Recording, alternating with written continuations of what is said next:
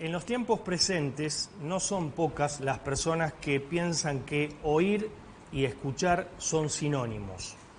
Sin embargo, existen grandes diferencias entre ambos vocablos.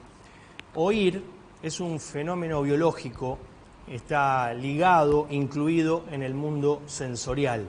Escuchar es atender, es captar, interpretar el mensaje de nuestro interlocutor. El problema mayúsculo de un gran sector social es que oye pero no escucha. Ahora bien, frente a esta problemática desde el escuchar, el oír, la confusión, existen también errores a la hora de escuchar. Y en este contexto sobran los ejemplos. Por ejemplo, bueno, por citar uno de ellos, dedicar más tiempo a hablar que a escuchar. A veces ocurre que la persona habla y no deja dar su razonamiento, su forma de pensar, sus opiniones a quien tiene enfrente, ¿no? También pensar qué decir mientras la otra persona está hablando. Es otro de los errores, los ejemplos que podemos citar, que a veces, en lugar de responderle sobre lo que la otra persona dice, vamos por otro tema y quedó inconcluso lo que venía hablando esa persona, ¿no? También dirigir la conversación hacia nuestros intereses en vez de permitir que nuestro interlocutor revele sus pensamientos. ¿Cuántas veces nos ha pasado, ¿no?, estar ante una persona que directamente habla de ella, ¿no?, sobre todo sus logros, sus éxitos, sus fracasos, sus errores, pero no nos deja intervenir, ¿no? Es un monólogo, digamos. Hay un tipo de escucha que se denomina activa, y esto significa escuchar atentamente, estar presente cuando el otro expresa una idea. Lamentablemente, mucha gente no se da cuenta que la escucha forma parte de la comunicación humana. En ocasiones, y acá ponemos el acento, fracasa la comunicación, las conversaciones, porque se oye y no se escucha. ¿Cómo les va? Esto es Línea Directa, es un gusto estar con ustedes y, bueno, llevarles a ustedes todo lo que nosotros desarrollamos durante 60 minutos semanalmente. Línea Directa, estamos en vivo por Televisión Regional. Vamos a darle paso a nuestra primera invitada. Está con nosotros Irene Gamboa, que es referente del Movimiento de Mujeres de Rosario, militante de la agrupación Pan y Rosas en el Frente de Izquierda. Vamos a hablar sobre la movilización del 8 de marzo pasado, de las mujeres que luchan por sus derechos, bueno, y demás, ¿no? Demás temas que surgen a partir de este mismo tema del 8 de marzo en el Día Internacional de la Mujer. ¿Cómo te va, Irene? Gracias por estar acá, ¿eh? Gracias por la invitación y buenas tardes, Marcelo. Por favor, gracias a vos. Bueno, ¿qué mensaje nos dejó la nueva movilización de mujeres, digamos, que luchan por sus derechos el pasado 8 de marzo, ¿no? Creo que en Rosario y en todo el país, por lo que estuve hablando con compañeras de Pan y Rosas de diferentes localidades del país y también por lo que se pudo ver por los medios de comunicación, venimos de una movilización enorme. Una vez más, el movimiento de mujeres y de la diversidad sexual creo que volvió a ganar las calles.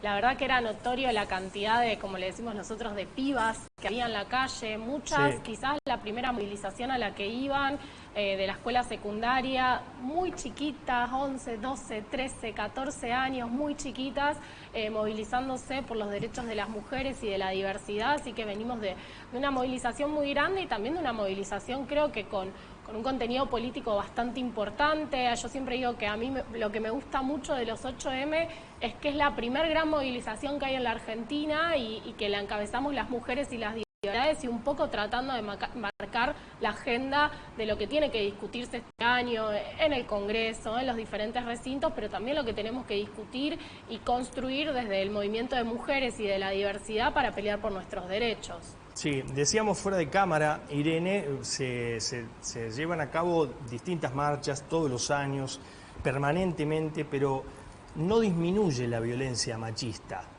¿Por qué razones? Mira, la realidad es que desde que empezaron a contabilizarse las cifras, porque no fue nunca una política de Estado seria contabilizar, muchas de las cifras que manejamos tienen que ver con lo que se reconstruye de diferentes organizaciones feministas, de diferentes observatorios, es alarmante. Todos los años va en ascenso. Nunca hay menos de 300 víctimas de femicidio por año, o sea, de 300 para arriba empezamos a contar. Podemos decir que hay observatorios que el año pasado, en el 2022, contabilizaron entre 320 y 370 muertes por casos de violencia de género. Entonces, la situación es muy grave y yo creo que tiene que ver con varias cosas. Una primera es que creo que no hay políticas integrales para abordar el problema de la violencia hacia las mujeres y el flagelo que vivimos las mujeres. Y tiene que ver con que, por ejemplo, hace años que se viene cajoneando una ley muy importante, que es la Ley de Emergencia en Violencia hacia las Mujeres. Yo soy parte del Frente de Izquierda, donde está la diputada Miriam Bregman, por ejemplo, que la última vez hizo una presentación y para nosotras es una ley integral que contempla un montón de cosas. Contempla que una mujer se pueda tomar licencia en un caso de violencia de género. Contempla que el sindicato contabilice y también se haga cargo de estas situaciones. Contempla de que las mujeres puedan tener accesos a refugios. En Rosario los refugios se cuentan con una mano y no alcanzan. Muchas de las mujeres que se tienen que ir desde sus casas se van con sus hijos y con sus hijas. Entonces, esa situación es un problema muy grande también. Nosotros estamos viviendo en una Argentina del FMI y el presupuesto no está destinado a erradicar y a prevenir la violencia. El femicidio es el último eslabón de una cadena de violencias que hubo antes y de derechos que hubo vulnerados por las mujeres, desde que no te tomen una denuncia en una comisaría hasta lo que decía, que no puedas faltar a tu trabajo en caso de estar viviendo una situación de esta gravedad. No poder acceder a trabajo por estar viviendo en una situación de esta gravedad. Entonces, todas esas cadenas creo que si nosotros tenemos que discutir hoy, bueno, ¿por qué no bajan los femicidios cuando el movimiento de mujeres yo creo que está y ha estado en movilizaciones enormes por Ni Una Menos, por el derecho al aborto, todos los 8M son paros internacionales de mujeres y de diversidad? Yo creo que tiene que ver con que hay una política de Estado que se está profundizando en contra de los derechos de las mujeres. El año pasado se votó un presupuesto que recorta el 10%, y vos me dirás, bueno, pero el 10%, qué sé yo, no es tanto. Bueno, pero si le sumamos que al 10% se le recorta el 55% en salud, se le recorta el 55% en vivienda, el 35% en salud, el 7, y pico por ciento en asistencia social, y las principales beneficiarias de todas del acceso a la salud pública, de la vivienda, somos mujeres. Entonces, claramente hay un recorte y una vulneración. Ya, por poner un ejemplo, el problema de la vivienda en la Argentina. Nosotros venimos acompañando desde hace desde el 2020 a las familias de la toma de Magaldi acá en la ciudad de Rosario. La mayoría de ellas mujeres. La mayoría de ellas mujeres jefas de hogar con niños, escapando de situaciones de violencia de género durante la pandemia, cuando se quedaron sin trabajo, cuando no podían pagar más un alquiler, consiguieron un pedacito de tierra, hoy están luchando para que le reconozcan sus terrenos. Bueno, esa es la situación. Si se recorta el 55% en vivienda, ¿qué solución se les va a dar a las mujeres? Cuando la mayoría tienen que tomar esa decisión para escapar de situaciones de violencia de género. Yo creo que el principal problema hoy que hay es que tanto el Estado como los gobiernos, la agenda de las mujeres, por más que las mujeres y la diversidad la marquemos en la calle, no viene siendo la prioridad en esos recintos. Qué importante es que en las agendas de los gobernantes, todos, sin distinción política, figuren estos temas prioritarios, ¿no? Como educación, violencia, femicidio. O sea, a veces uno es increíble, pero es recurrente, permanentemente se habla de estos temas, pero bueno, vos nombraste recién a los recortes que hay, digamos, a estos indicadores, ¿no? Que son indicadores. Realmente es lamentable que no figuren en la agenda, ¿no? Vos fíjate, la organización feminista Mumalá volvió a presentar, porque había perdido estado parlamentario, el pedido de emergencia de violencia de género. Lo presentó en la legislatura santafesina y también en el Congreso de la Nación. Días pasados estuvo acá Gabriela Sosa, directora ejecutiva de la Mesa Federal de Mumalá. También hablamos de este tema y siempre es remanido, ¿no? Ahora, Irene, ¿qué temas, en caso de aprobarse, que sea ley, digamos la ley de emergencia en violencia de género, qué temas habilitaría?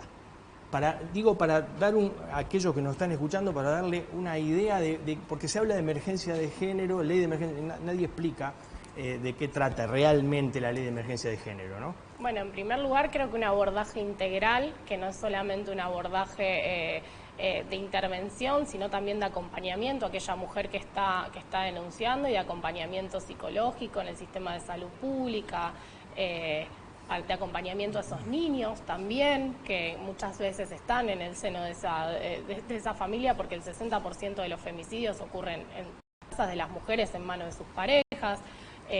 Yo creo que también otra cuestión importante es lo que decía sobre la posibilidad de tomarse licencias de aquellas mujeres que perdieron el trabajo, que no tienen acceso al trabajo, también la posibilidad de que tengan un subsidio para poder sostenerse. Muchas mujeres no se pueden ir de sus casas porque no tienen medios económicos para poder hacerlo. Y después también tiene que ver con la necesidad de que se construyan más refugios en las diferentes ciudades, en las diferentes provincias. Los refugios que hay no dan abasto, si se sostienen es gracias al trabajo que hacen ahí adentro las personas que trabajan y acompañan a las mujeres en situación de violencia, pero los refugios no dan abasto y el presupuesto por mujer creo que no llega a 20 pesos para el Estado. Entonces, irrisorio. Es irrisorio. Claro. Es irrisorio. Entonces, yo por eso insisto mucho de que por más, incluso aunque se aprobara la ley de emergencia, si no tiene presupuesto, es muy difícil que haya un cambio para las mujeres en situación de violencia. Seguro, seguro. ¿Cuántas víctimas por odio de género se han registrado en la provincia de Santa Fe en lo que va del año, ¿no?, de 2023? Qué difícil esa pregunta, porque lo mismo que decía antes, como no hay no se contabilizan de manera... no se contabilizan por ningún ente estatal, es muy difícil. Se calcula que el año pasado hubo unos 17 crímenes de odio para personas transgénero, travestis, transexuales, no binarias. Ahora es un número que es muy difícil afirmarlo, pero la verdad que a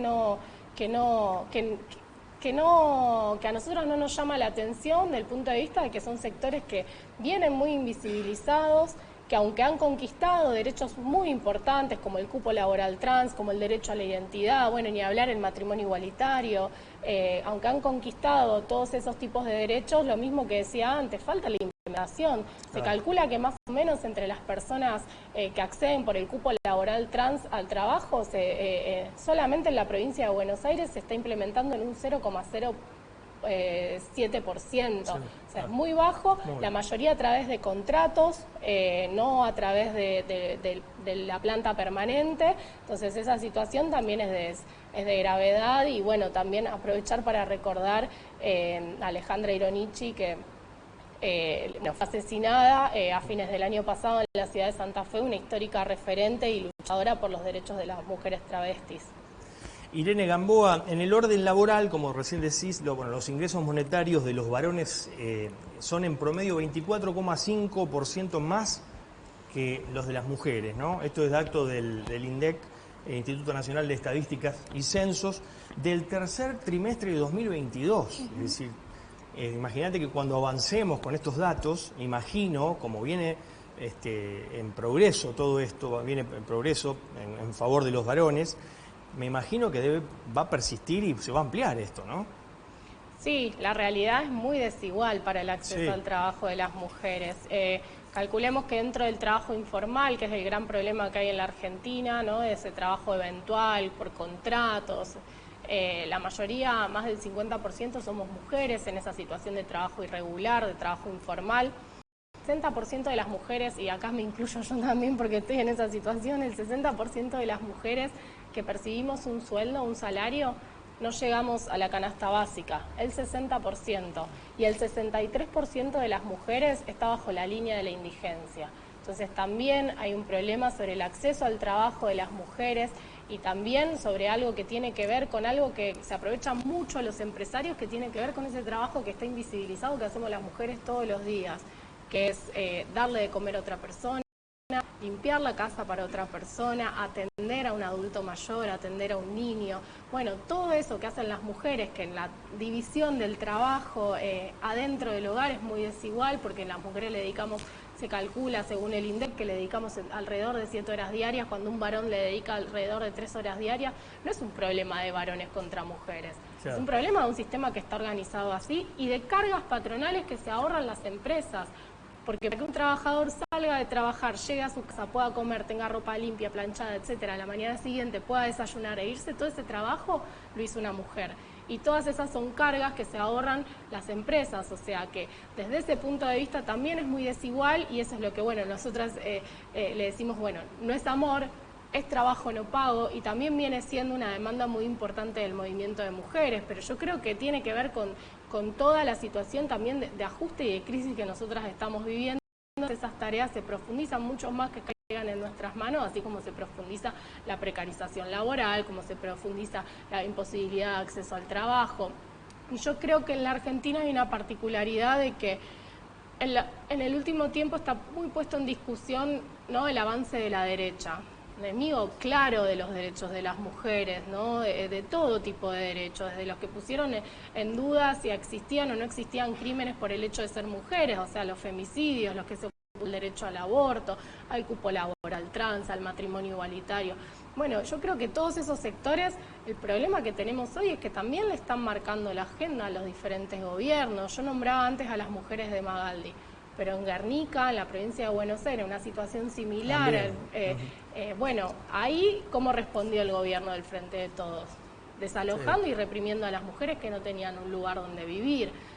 Si uno va más hasta el final, el problema de ajuste también influye en la vida de las mujeres y esa es una deuda que nos dejó un gobierno que no era progresista, que era el de Macri, pero que lo está pagando hoy el Frente de Todos, pero que lo estamos pagando nosotras, porque la precarización, la pobreza y esa deuda con el Fondo Monetario Internacional tiene el rostro de mujer, tiene el rostro de persona trans, de persona travesti, de persona no binaria, que somos las principales que hoy estamos pagando ese ajuste. Seguro. Entonces yo creo que todo eso, nosotras hoy, y tratamos de ponerlo también en discusiones de marzo. Bueno, hay otro problema muy grande también que tiene que ver, nosotros siempre vimos a los discursos de derecha pidiendo la militarización y hoy nosotras vivimos en una ciudad donde no paramos de enterrar niños en los barrios producto de la balacera. Ahora la única salida que nos dan es traer al ejército cuando no discutimos medidas de fondo. Y desarmado.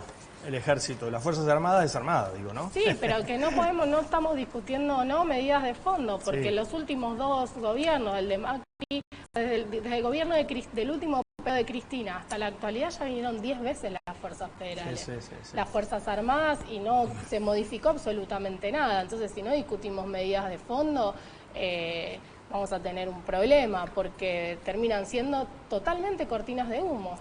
También existe desigualdad, esto lo leí, lo apunté porque me pareció interesante, hay una brecha entre las jubilaciones, ¿no? También, no solamente entre ambos sexos me refiero, ¿no? No también aquellos trabajadores y trabajadoras, sino también las jubilaciones, hay una brecha ahí entre los hombres, los varones y las mujeres. Te agradezco mucho, Irene, por estar acá, muy amable. Muchas gracias por el espacio. Irene Gamboa, referente del movimiento de mujeres de la ciudad de Rosario, militante de la agrupación Pan y Rosas en el Frente de Izquierda. Nosotros vamos a hacer una pausa, cuando nos volvamos a encontrar va a estar acá Ana Sivieri, que es psicóloga, psicoanalista.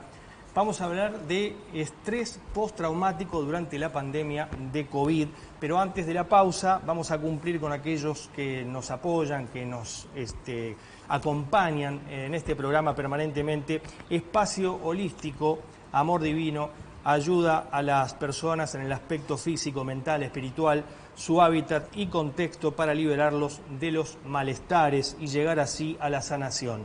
Presidente Perón 67, Capitán Bermúdez, abierto de 14 a 19 horas, comunicate al 341-686-3943, terapeuta holística, floral y psicóloga transpersonal Cintia Giorgini Marsetti. Hacemos una pausa y regresamos. Doctora Daniela Montenegro, abogada, especialista en Derecho Previsional, Familia y Sucesiones. Italia, 1265 y Colombia, 2207. Rosario. Comunícate al 341-624-5578. Construcciones Medina, en la localidad de Timbúes. Albañilería, pinturas, remodelaciones y mucho más. Presupuesto sin cargo. Contacto 3476-566-799. Búscanos en Instagram como construcciones.medina. Santería Ángel de la Guarda, gran variedad de saumerios, atrapasueños, lámparas de sal, fuentes de agua, mayorista y minorista. Enviamos a todo el país. Juan José Paso, 5582, Rosario. WhatsApp 341-360-5655. En Facebook, Santería Ángel de la Guarda.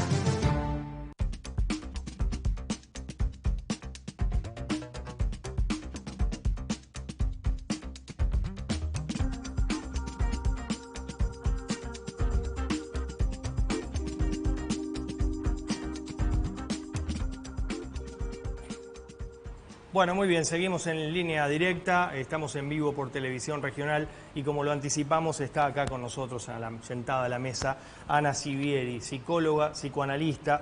Vamos a hablar del estrés postraumático durante la pandemia de COVID. Vaya qué tema, ¿no? La crisis sanitaria mundial por el coronavirus implica también una experiencia traumática que puede conducir al desarrollo de trastornos de estrés postraumáticos. ¿Cómo te va? Te saludo formalmente como corresponde. Marcelo, buenas tardes. ¿Cómo estás? Bueno, gracias por estar acá para hablar sobre este tema también importante. Para abrir el juego, digamos, para empezar a hablar del tema, ¿a qué denominamos estrés postraumático y cuáles son sus principales características? Bueno, en principio me parece importante, digamos, tener en cuenta que el trauma es algo universal, ¿sí? Nosotros nacemos. El hecho del nacimiento ya es un trauma. De todas formas, cada hecho traumático es también particular porque cada uno lo transita y lo vive como puede, por eso también es de su manera singular. Por eso prefiero por ahí hablar de acontecimientos o vivencias traumáticas, ¿sí? Cuando hablamos de estas situaciones hablamos de algo externo que surge en la persona, en la cual el sujeto no puede de alguna manera tramitarlo en el momento, ¿sí? Es algo inesperado. Que afecta de tal forma que en el momento no puede ser tramitado. Ajá. Vuelvo a repetir, de cada manera de una manera particular. Sí. Este acontecimiento o vivencia traumática queda como por separado, digamos, de alguna manera del resto del psiquismo y es lo que llamamos nosotros de manera inconsciente, ¿verdad? Vuelve a manifestarse a través de repeticiones, pueden ser ya sea repeticiones del trauma. Es importante aclarar que el trauma no se revive completamente, sino, por ejemplo, con pesadillas, sensaciones, estados de angustia, cuadros de lo que llaman cuadro de pánico. Ataques de pánico, claro. Ataques de pánico, sí. Claro. ¿Ansiedad? Ansiedad, ¿También? ira. Y por otro lado tenemos el estrés. El estrés es una respuesta del organismo, que lo que nosotros decimos que el estrés afecta al cuerpo. Cuando el cuerpo se siente amenazado, ¿no? Hablamos de amenaza. Entonces es una respuesta del organismo que da para poder mantenerse en equilibrio o supervivencia. Fíjate qué importante cómo coinciden los conceptos, ¿no? De alguna manera, uno es psíquico y el otro es corporal o físico. Claro. Es un desequilibrio que se genera que en el momento no se puede tramitar. Por eso vuelve constantemente, ¿no? El tema del COVID, hablamos de una cosa inesperada, pero a la vez es más compleja que lo que se nos viene a sumar a nosotros porque es no vista, no es una amenaza. Claro, exacto. Como nos vino a poner la muerte un poco más acá, ¿no? Exacto. Esta posibilidad de muerte que nos pone en angustia, que nos pone en una situación de que si bien sabemos que es esperable en el sujeto, en el ser humano, se vino como a poner en general, más cerquita, de alguna forma. Y ha desencadenado, digamos, por supuesto, muchísimos tipos de cuadros. Eso es lo que me preguntabas. Sí, exacto. Y Ana, algo que me surgió cuando yo estaba leyendo el tema, es luego de un incidente determinado, traumático, ¿cuánto es ese paso de lo primario, digamos, a llegar a un estrés postraumático? El estrés, el trauma siempre es post. Por eso te decía al principio... Sí. De que es como redundante el término, pero por una cuestión de que como no se puede tramitar en el momento, siempre va a ser, digamos, post. Digamos, no sé si soy clara. Sí, perfecto. Por ejemplo, vamos a salir un poco del tema del COVID. Los abusos sexuales, cuando, por ejemplo, suceden en la edad de infancia o en cualquier edad, es un hecho traumático, pero me refiero más a la infancia, ¿por qué? Porque en ese momento no hay una comprensión digamos, digamos, de lo que es sexual, entonces se puede comprender mucho tiempo después. Por eso se llama post, ¿no? Claro. A ver, puede surgir meses después, tiempo después, o puede permanecer como una especie de estado asintomático aparente, que puede durar años. Ajá. ¿Cómo se manifiesta? Bueno, cada sujeto lo manifiesta de manera particular, digamos, esto que te decía un poco antes. Puede derivar en ataques de pánico, puede derivar en estados de angustia, puede derivar en un estado de tristeza. Pero todo emociones, claro, va a depender de la estructura de la persona, ¿no? Es como cómo lo puede tramitar, ¿no? Más que nada es eso. El tema del COVID, al ser invisible, no tenemos un enemigo. Claro. Si bien nos fuimos enterando, digamos, poco a poco y paso a paso de lo que se trataba, era algo no palpable, digamos, de alguna manera. Estábamos todos expuestos. Claro. Y de todas esas emociones me imagino que después pasa a un estado de ánimo, ¿no? Digamos, un bajo estado de ánimo, me parece que después se transforma. A ver, siempre que hay una tensión psíquica, que es lo que te decía antes cuanto al trauma, tan fuerte, tan inesperada para el sujeto, tan de alguna manera, vamos a decirlo así, choqueante, el cuerpo reacciona. Entonces, siempre decimos nosotros que lo psíquico y lo fisiológico siempre van de la mano, digamos. Claro. Lo fisiológico puede enfermar lo psíquico y viceversa, digamos, ¿no? Los cuadros psicológicos terminan derivando en lo físico, por eso el estrés postraumático de una vivencia es algo que digamos que el sujeto no lo estaba esperando. Claro, claro. O que no lo pudo en ese momento procesar de alguna manera. Ana, ¿cómo se supera un estrés postraumático? Bueno, una respuesta un poco compleja. A ver, la manera de superarlo es muy particular de cada uno, ¿sí? Por lo general, de mi experiencia, siempre los pacientes llegan ya con un cuadro donde interfiere el desarrollo de su vida personal, ya sea familiar, social, laboral, en donde es lo que digo yo siempre, el síntoma le gana o le maneja la vida al paciente y no el paciente al síntoma, ¿no?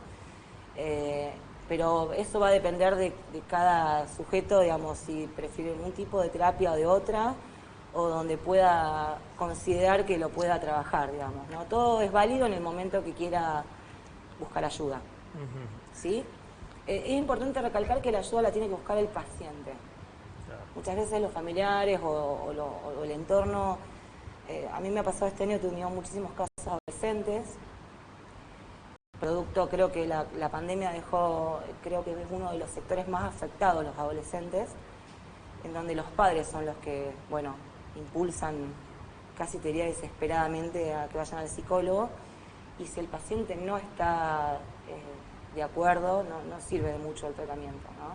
Claro, claro. Se le pregunta, digamos, en una sesión, Siempre. digamos, siempre se le pregunta si está... En mi caso siempre, claro, siempre. Claro. Siempre, sí. ¿Y qué pasa si ese trastorno, por ejemplo, no se trata? Es decir, esta persona dice, no, yo no voy a la psicóloga, al psicólogo, bueno, no busco el núcleo familiar, no me amparo en el núcleo familiar. Tanto como en este caso, como en otras patologías, se convive con ello, digamos, ¿no? Claro. Por eso te decía, depende hasta dónde te afecte, hasta dónde la persona considera que puede o no puede más, ¿no? Hay personas que pueden sobrellevar el sufrimiento cotidiano o el malestar cotidiano, el displacer de alguna manera que genera esta situación, a lo mejor que generó el trauma, ¿no? O la vivencia traumática, perdón. Claro, claro. Y una vivencia traumática para mí no va a ser lo mismo que para vos, digamos. Cada uno va a tener su parámetro, ¿no? Claro. Lo importante es que, por lo menos lo que siempre se recomienda, es que, bueno, cuando uno tiene la alerta, ve que ya hay algo que no está, digamos, funcionando, por decirlo de alguna manera, en la persona, derivan muchísimos otros cuadros, ¿no? Hablamos de depresión, hablamos de un montón de cuadros, o de síntomas. Claro, claro. De síntomas que hace que compense también el cuadro, de alguna manera, que lo pueda sobrellevar.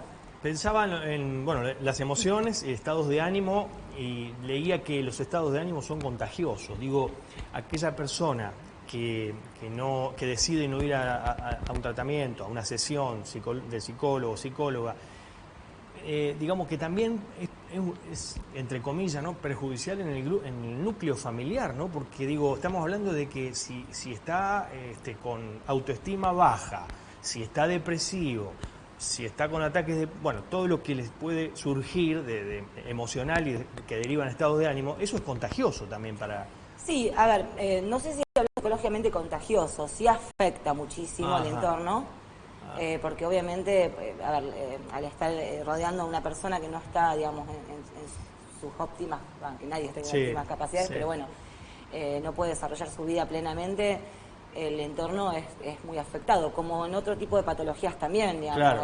Podemos hablar de un montón, la adicción, depresión, cualquiera que sea. Es muy difícil poder, el entorno, siempre digo, la persona tiene que mínimamente busque cualquiera que sea el tratamiento, ¿no? De ayuda, cualquiera que crea, está bien, no todos tienen por qué ir al psicólogo, digamos, ¿no? Pero bueno, sí, es complicado. En el caso del COVID lo hemos sufrido todos, o sea era más contagioso en el sentido del pánico, digamos, de alguna manera que se generaba, que hemos visto un fenómeno que antes no se veía con otro tipo de patologías. Sí, también tenemos en cuenta las secuelas, por ejemplo, insomnio, pérdida de la memoria. Terribles, insomnio, ira, pérdida de la memoria. En el caso del, digamos, lo que fue el encierro, o digamos, esta cuestión que sucedió, afectó mucho la parte social, de sociabilización, sobre todo en los adolescentes, ¿no? Afectó muchísimo, sí. ¿Y hay algún tipo de pacientes más que es más proclive a sufrir esta afección, digamos? No. Eso es como cada cual pueda o no tramitar la situación, ¿no? El suceso traumático tiene que ver con el paciente no puede simbolizar, no lo puede poner en palabras, no por lo menos en el momento. Se trabaja de la terapia a esto, ¿no? Hay algo que nosotros decimos recordar, repetir, reelaborar, que es muy freudiano de alguna manera, pero tiene que ver con repetir la situación traumática, reelaborar de alguna manera, tiene que ver con disminuir la tensión o el dolor o el sufrimiento que generó, y poder reelaborarlo de alguna manera, poder ponerlo en palabras y poder reconstruirlo.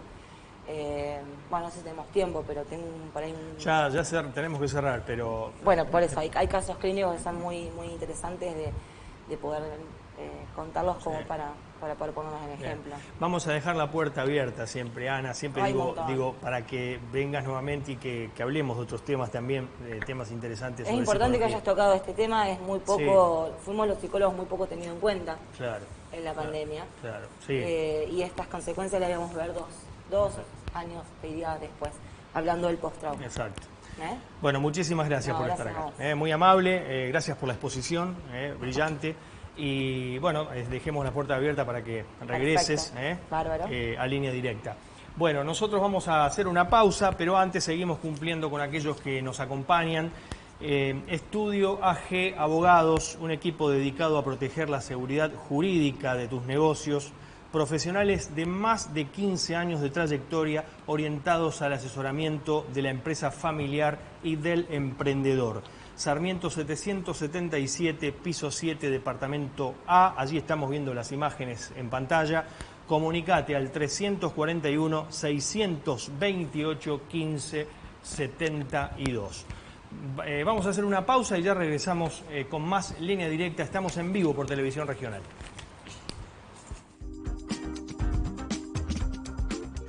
Retina Rosario, clínica oftalmológica altamente especializada, profesionales de capacitación internacional y equipamiento de última generación.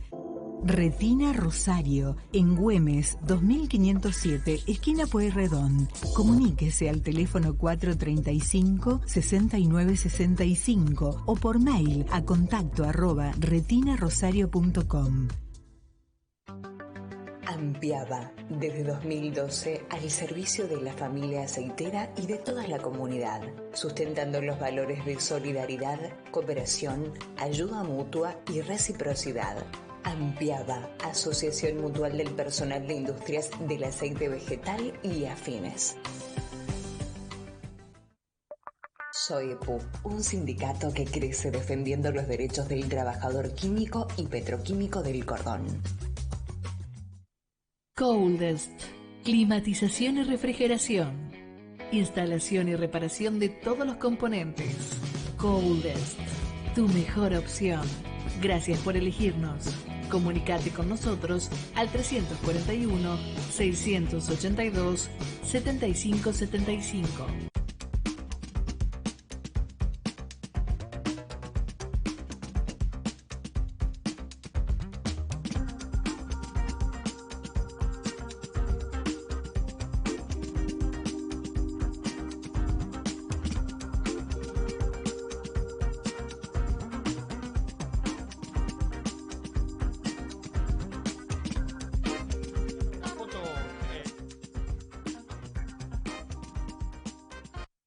Bueno, muy bien, seguimos en línea directa, estamos en vivo por Televisión Regional y como lo anticipamos está con nosotros el concejal de Rosario, Carlos Cardoso, del bloque Pro Juntos por el Cambio.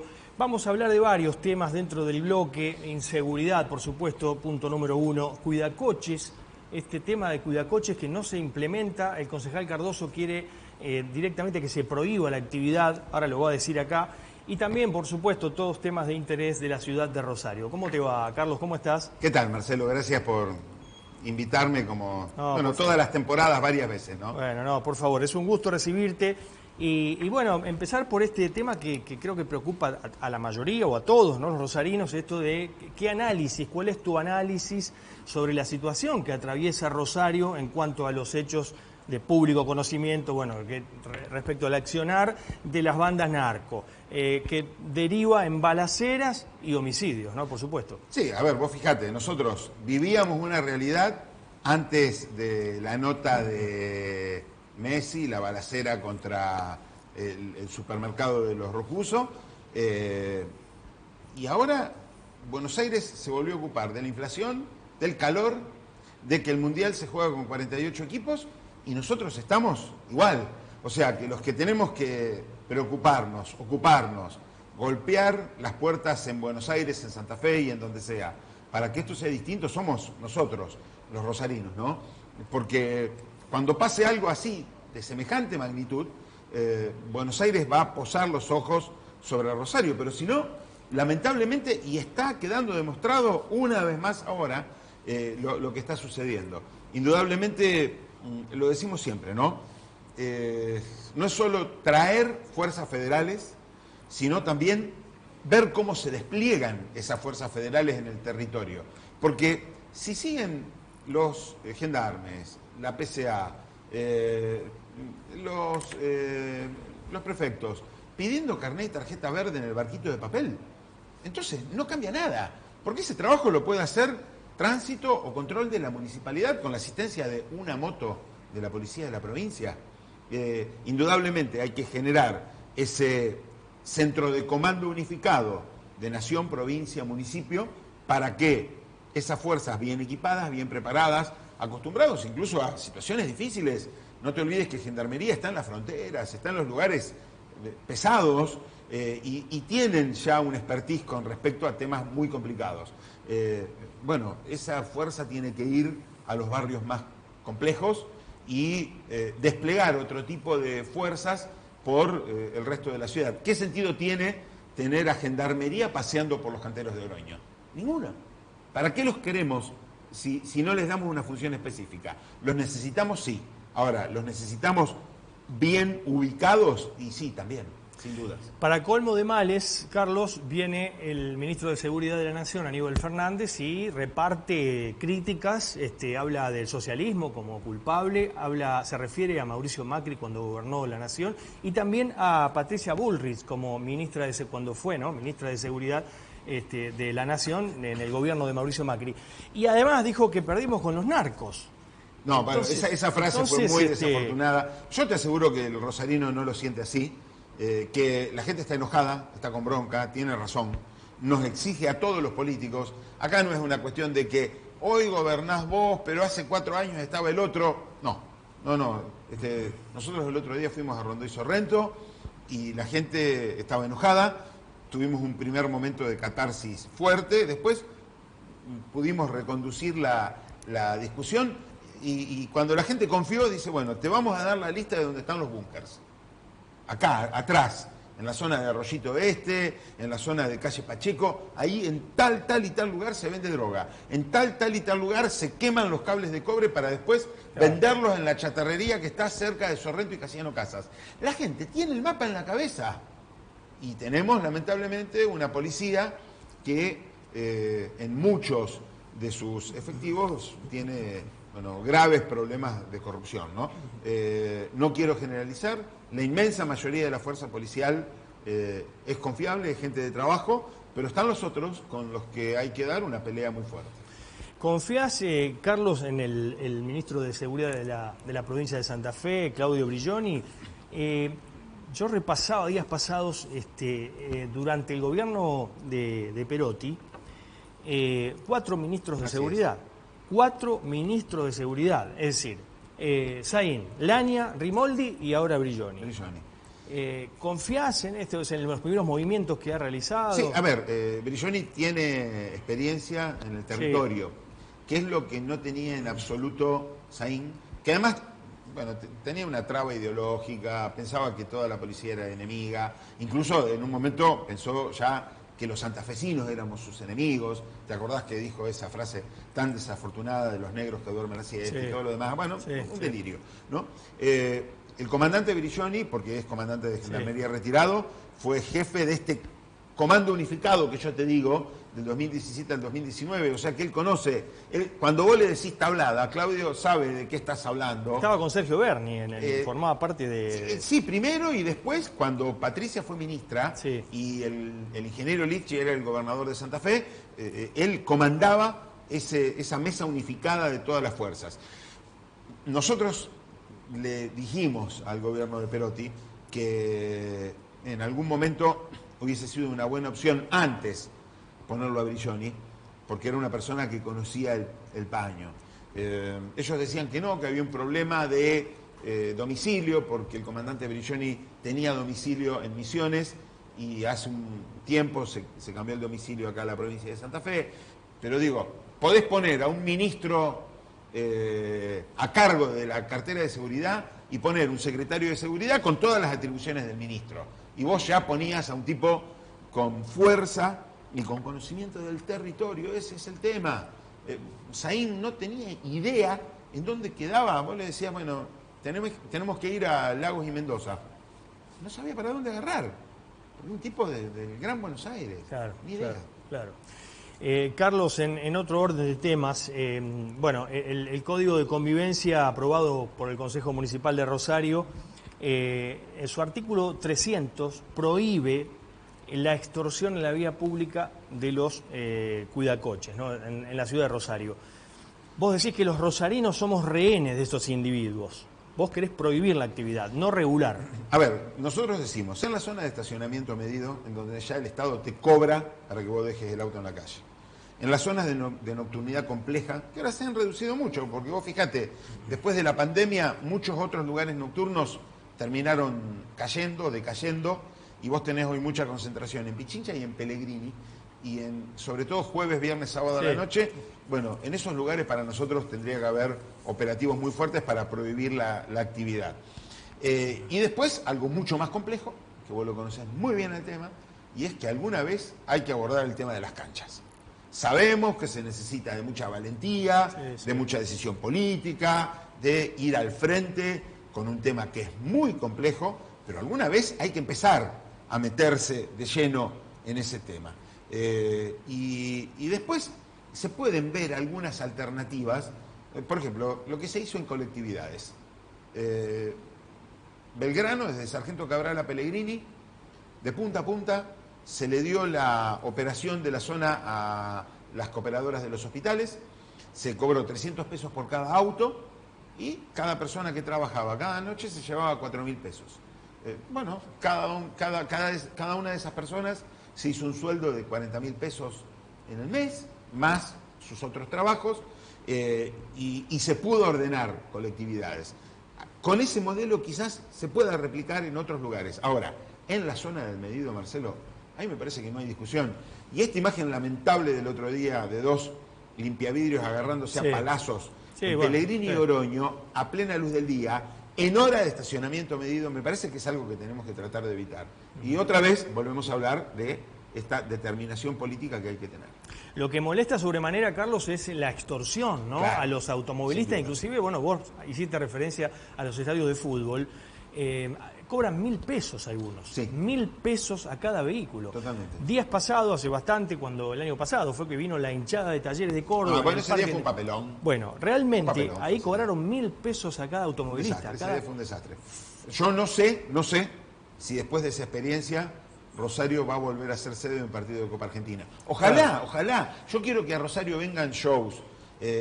Por ejemplo, mira, te doy un ejemplo muy malo y un ejemplo que ya tiende a ser un poco más ordenado. Cuando vino Tini, días después del partido de Banfield y Talleres, fue un desastre. Zona liberada. Empezamos a hacer lío, empezamos a levantar la voz. Ya con la renga el tema estuvo bastante ahí funcionando Sí. mejor. El otro día con la conga, que se juntaron 15.000 personas en el hipódromo, hubo un ordenamiento y me cuentan, porque yo no fui, pero que con Ricky Martin la cosa tuvo una zona de estacionamiento frente al autódromo, en donde vos ibas, dejabas tu auto tranquilamente. Ya el otro día en la cancha de Central, otra vez los problemas. Ladrones de baterías, ladrones de goma, incluso se robaron autos. Claro. A metros de la seccional novena. ¿Y por qué, Carlos, no se cumple con este artículo 300, que ya está, digamos, el Consejo lo aprobó, el Código de Convivencia, uno de sus puntos es ese? Hay movimientos para empezar a cumplirlo. Vos ves, por ejemplo, que en la zona del Paseo Pellegrini, viernes a la noche, sábado a la noche, las cosas empiezan a ordenarse. Ahora, es verdad, hace falta decisión política, pero además también hace falta un cuerpo de agentes municipales que esté a la altura. Nos parece que tanto control como la dirección de proximidad necesitan más capacitación, más equipamiento y más posibilidad de actuar en situaciones complejas acompañados por la policía. Claro, Porque, claro. ¿qué va a hacer un agente de la dirección de proximidad solo? ¿Le va a tirar con el handy Claro. a una persona violenta? No, tiene que ir acompañado por un policía. Carlos, muchas gracias por estar No, acá. por favor, Muy gracias am- a vos como siempre. Muy amable. El concejal de Rosario, Carlos Cardoso, aquí en línea directa también. Seguimos cumpliendo con aquellos que nos acompañan permanentemente en el programa. Hace 12 años que estamos en este canal, en Televisión Regional, haciendo un programa de interés general con invitados. OSBE, constructora, hacemos casas, quinchos con piletas, reformas y ampliaciones. Otorgamos presupuestos sin cargo. Llama al 341-381-5620 o acércate a Maipú 2065 de Rosario. Laura Aubel, psicoterapeuta, encuentros de constelaciones familiares, biodescodificación, meditación y mindfulness, cursos y talleres, España 991, piso 2, Rosario. Allí estamos viendo las imágenes. Instagram, @biodescodificación.lauraaubel y Facebook Biodescodificación con Laura Aubel.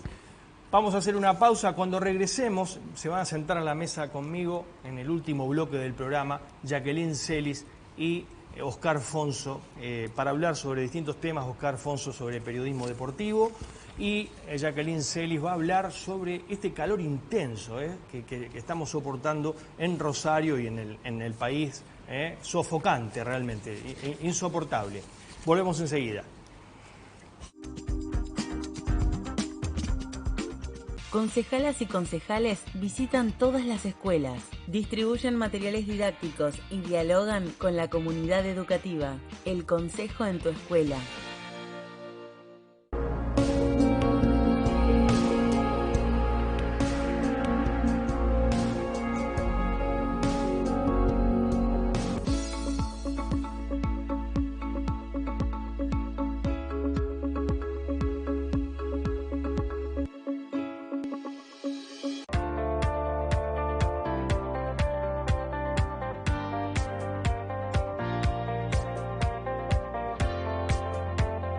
¿Sabías que podés sanar con la inteligencia de tus células? Memoria celular, consultas personales, cursos, talleres, seminarios. Profesora Adriana Torres, www.hayundia.com. Comunicate al 341-666-0795.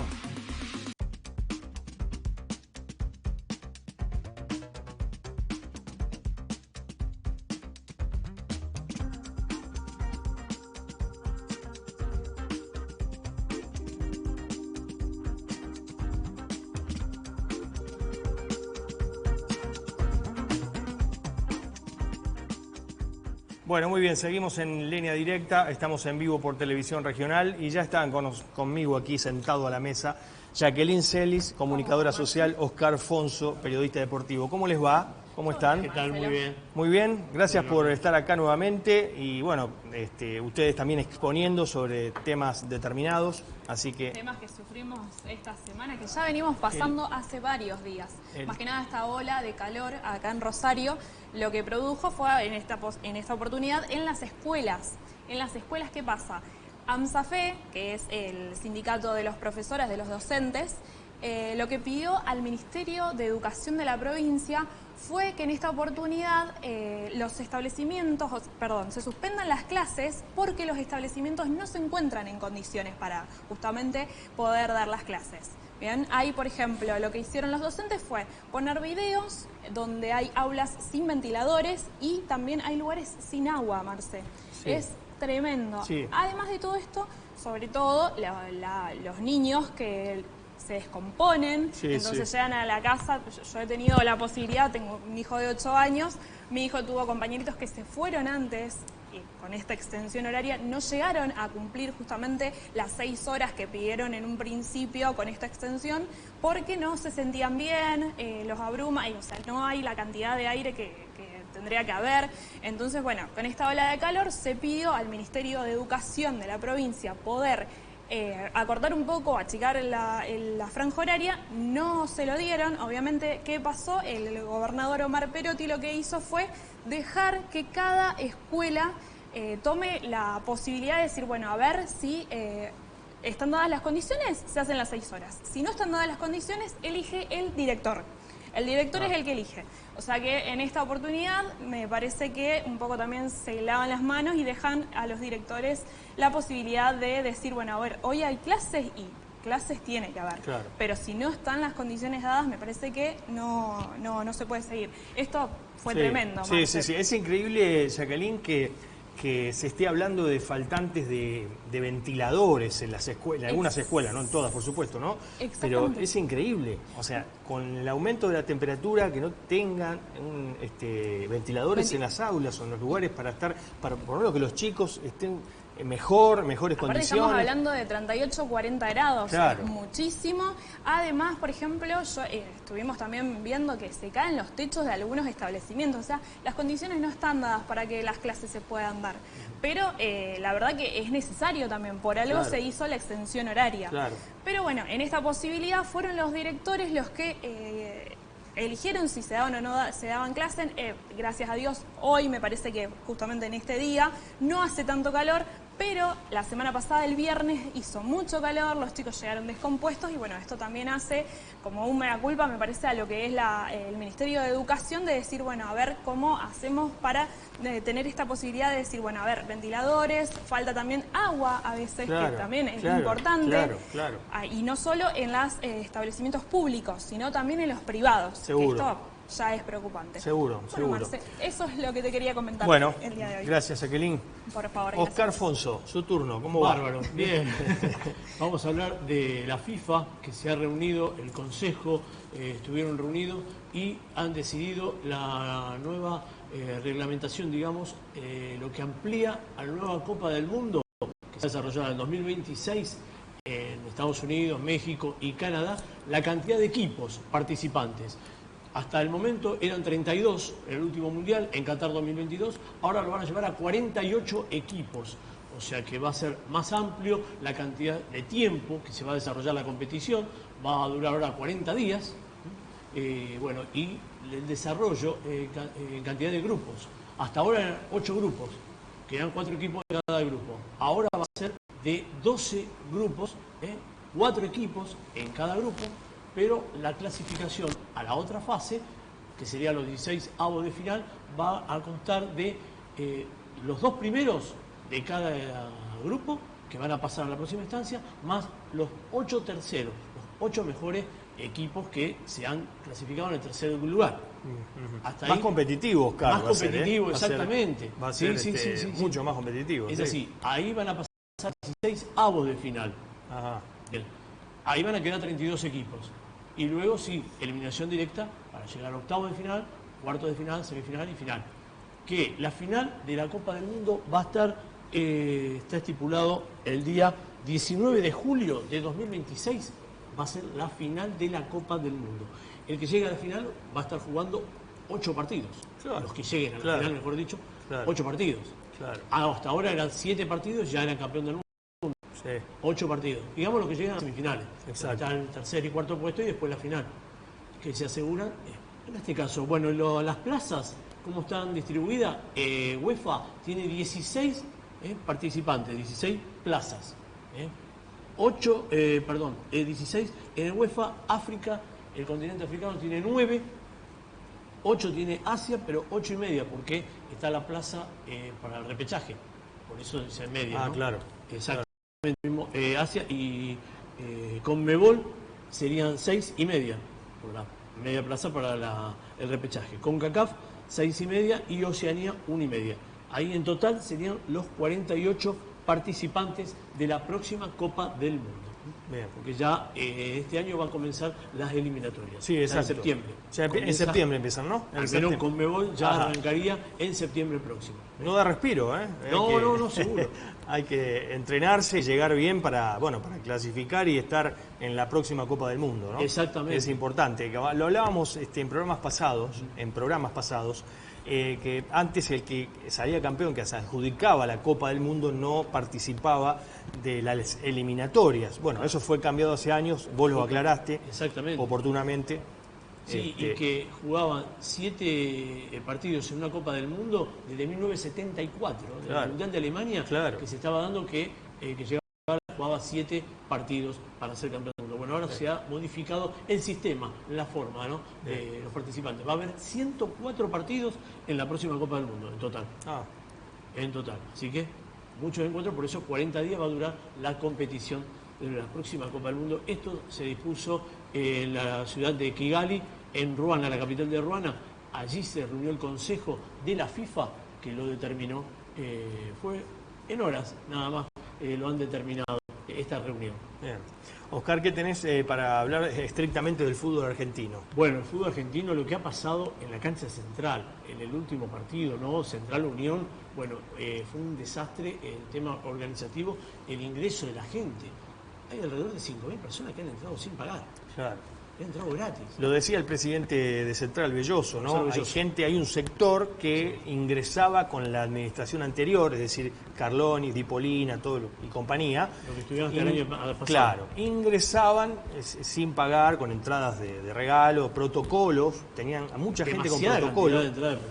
Lo decía Belloso, y que ahora están tratando de ponerle coto a eso, ¿no? Claro, pide más seguridad, más organizado para el ingreso, porque fue un desastre, un caos, y otra vez volvió a faltar agua, muchos problemas, 40 grados la temperatura, es tremendo, ¿no? Espero que todo esto se solucione. Bien, bueno, gracias Oscar, gracias Jacqueline. Nos vamos a reencontrar la próxima semana aquí en Línea Directa por Televisión Regional, como siempre en vivo. Muy amables.